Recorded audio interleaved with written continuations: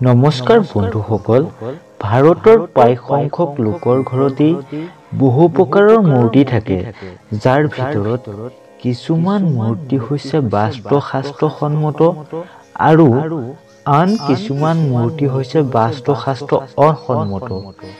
এনে কিছুমান মূৰ্তি আছে যিয়ে মানুহক দৰিদ্ৰতাৰ পৰা মুক্ত কৰাৰ লগতে কিছুমান অপয়া অমংগলৰ পৰা তথা নেতিবাচক শক্তিৰ পৰা দূৰত ৰাখে আৰু আন কিছুমান এনে মূৰ্তি আছে যিয়ে ঘৰত ৰাখিলে বিভিন্ন অপয়া অমংগল হোৱাৰ লগতে বিভিন্ন বাধা বিঘিনিয়ে দেখা দিয়ে।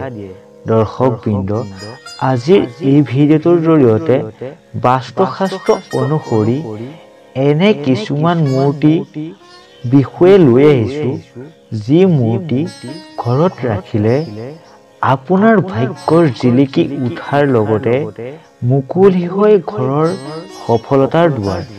বন্ধুসকল, বাস্তুশাস্ত্ৰইনো এতিয়া কেনেকুৱা মূৰ্তি ঘৰত ৰাখিবলৈ কৈছে জানো আহকচোন। দৰ্শকবৃন্দ, প্ৰথমটো মূৰ্তি হ'ল হাতীৰ মূৰ্তি। আপুনি ঘৰত এটা হাতীৰ মূৰ্তি ৰাখিব পাৰে। এই মূৰ্তি ৰূপ বা পিতলৰ হ'ব লাগে।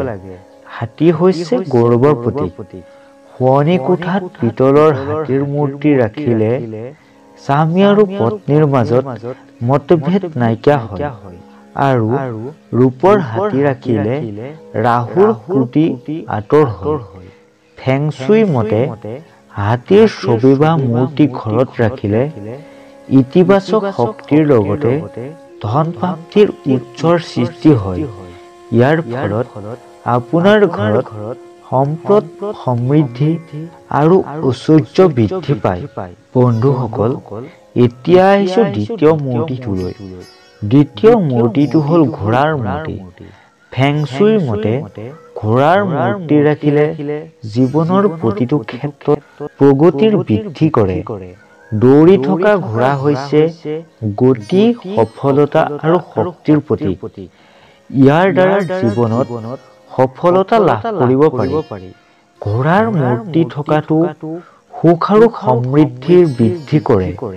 যদি চাকৰি আৰু ব্যৱসায়ত কোনো সমস্যা আছে, তেনেহলে ঘোঁৰাৰ মূৰ্তি এটা ৰাখিব পাৰে।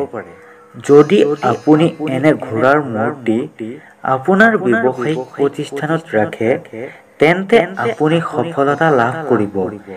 এইটোৱে ঋণাত্মক শক্তিৰ আঁতৰ কৰে আৰু ইতিবাচক শক্তিৰ মানসিকতাৰ সৃষ্টি কৰে। ফেং শুইৰ মতে ঘৰত ঘোঁৰা মূৰ্তি এটা ৰাখিলে আপোনাৰ ঘৰৰ স্বামী আৰু পত্নীৰ মাজত প্ৰেম বৃদ্ধি হয় আৰু ঘৰখনত শান্তি আৰু সুখৰ আগমন ঘটে। দৰ্শকবৃন্দ, এতিয়া আহিছো তৃতীয় মূৰ্তিৰ মাজলৈ। তৃতীয় মূৰ্তিটো হৈছে হাঁহৰ মূৰ্তি। ঘৰৰ অতিথি খোটাত ৰাজহাঁহৰ যোৰাৰ এটা মূৰ্তি স্থাপন কৰিব পাৰে, যিয়ে ঘৰত অপৰিসীম ধন আৰু সমৃদ্ধিৰ সম্ভাৱনা বৃদ্ধি কৰিব আৰু ঘৰত সদায় শান্তি থাকিব। ই বিবাহিত জীৱনতো সম্প্ৰীতি বজাই ৰাখে। দৰ্শকবৃন্দ, চতুৰ্থটো মূৰ্তি হ'ল কাছ মূৰ্তি। ঘৰত এটা কাছ ৰাখিলে প্ৰগতিৰ লগতে সম্পদ আৰু সমৃদ্ধিৰ যোগফলৰ সৃষ্টি হয় বুলি বিশ্বাস কৰা হয়। ইয়াক ৰাখিলে জীৱনকাল দীঘলীয়া হয় বুলিও বিশ্বাস কৰা হয়। পূব আৰু উত্তৰ দিশত কাছৰ মূৰ্তি স্থাপন কৰাটো সৰ্বোত্তম বুলি ভবা হয়। ইয়াক পাত্ৰ এটাত ভৰাই পানী দি সজাই ৰাখিলে ড্ৰয়িং ৰুমটোত অতি সুন্দৰ হৈ উঠাৰ লগতে বাস্তুশাস্ত্ৰৰ মতে সদায় ই সম্পদ বৃদ্ধিৰ উদাহৰণ হৈ পৰে। লগতে এই মূৰ্তিটো ধাতুৰ হ'ব লাগে। এতিয়া আহিছো পঞ্চমটো মূৰ্তিটোৰ মাজলৈ। দৰ্শকবৃন্দ, পঞ্চম মূৰ্তিটো হ'ল মাছৰ মূৰ্তি।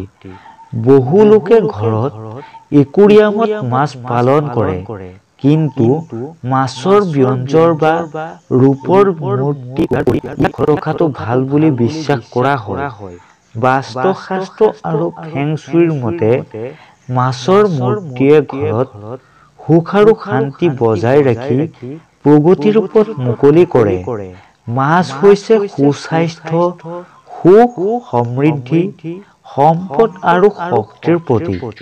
আপুনি মাছৰ মূৰ্তি আপোনাৰ ঘৰৰ উত্তৰ-পূব দিশত ৰাখিব পাৰে। দৰ্শকবৃন্দ, ষষ্ঠটো মূৰ্তি হ'ল গৰুৰ পোৱালী মূৰ্তি। বহু লোকৰ ঘৰত কামধেনু গায়ে পোৱালীক গাখীৰ খুৱাই থকাৰ মূৰ্তি ৰখা দেখা যায়। গৰুৰ মূৰ্তি ৰাখিলে মানসিক শান্তিৰ লগতে সন্তান প্ৰাপ্তিও হয় বুলি বিশ্বাস কৰা হয়।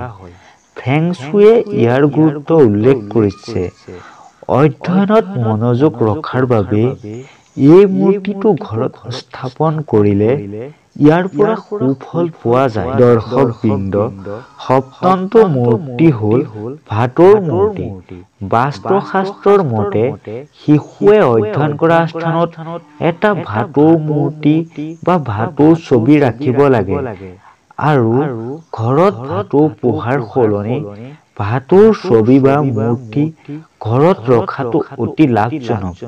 বাস্তুশাস্ত্ৰৰ মতে উত্তৰ দিশত ভাটৌৰ ছবি লগোৱাৰ ফলত শিশুসকলৰ অধ্যয়নৰ প্ৰতি আগ্ৰহৰ লগতে স্মৃতিশক্তিও বৃদ্ধি হয়। ভাটৌ হৈছে প্ৰেম আৰু আনুগত্যৰ লগতে দীৰ্ঘ জীৱন আৰু সৌভাগ্যৰ প্ৰতীক।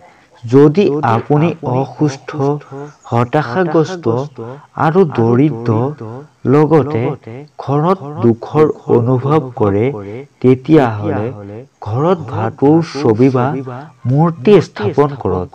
ইয়াৰ ফলত ঘৰখনত শান্তি আৰু হতাশাগ্ৰস্ত আঁতৰিব। ঘৰখনত শান্তি আৰু সৌভাগ্যৰে ভৰি পৰিব। দৰ্শকবৃন্দ, আজিলৈ ভিডিঅ'টো ইমানেই। আপোনালোকে হয়তো বাস্তুশাস্ত্ৰৰ নীতি-নিয়ম বিশ্বাস কৰে। যদি বিশ্বাস কৰে, ভিডিঅ'টো চাই তেতিয়াহ'লে বহুতেই ভাল পালে। আৰু ভিডিঅ'টো চাই যদি ভাল পালে, ভিডিঅ'টোত লাইক এটা দিব। ধন্যবাদ।